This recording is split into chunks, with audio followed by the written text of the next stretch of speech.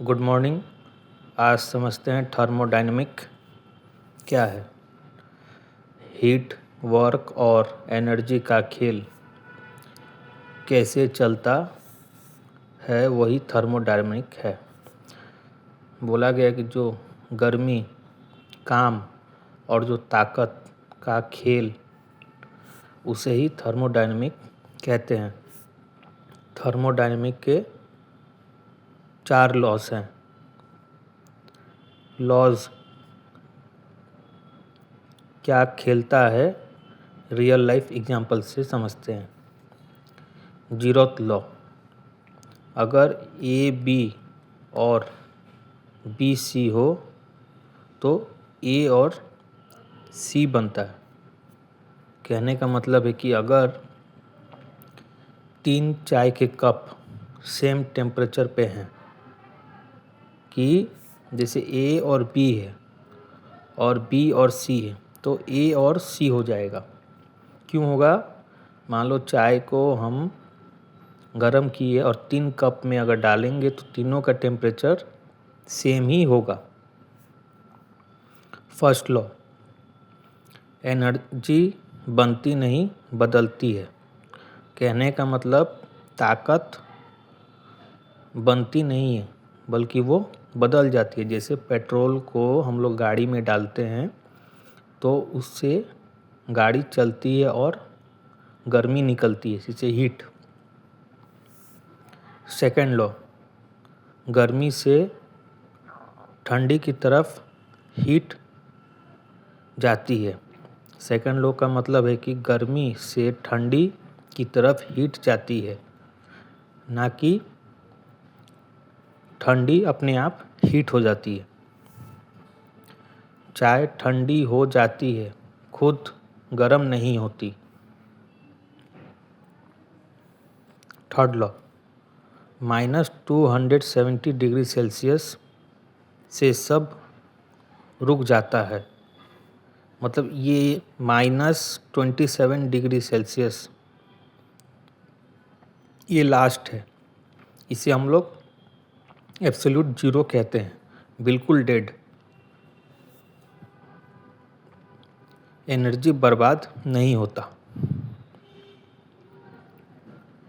Heat दिया is equal to result मिला।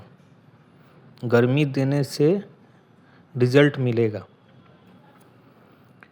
Zeroth law temperature का कॉन्सेप्ट देता है। जीरोथ लॉ का मतलब है कि टेम्परेचर का कॉन्सेप्ट देता है। First law, energy conversation.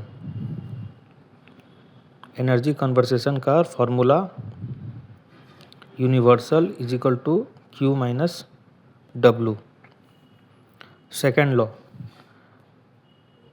Entropy बढ़ती है, हीट खुद गर्मी से ठंडा में नहीं जाती है। कहने का मतलब है कि एंट्रोपी बढ़ती है तो हीट खुद गर्म से ठंड में चली जाती है। थर्ड लॉ, एब्सोल्यूट जीरो पे एंट्रोपी जीरो होती है।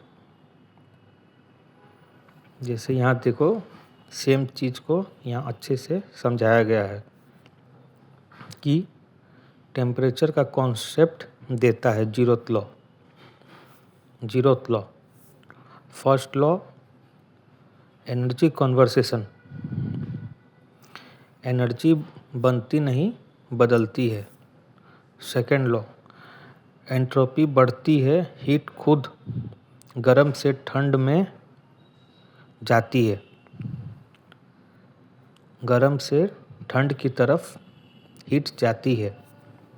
थर्ड लॉ, एब्सोल्यूट जीरो पे एंट्रोपी जीरो होती है।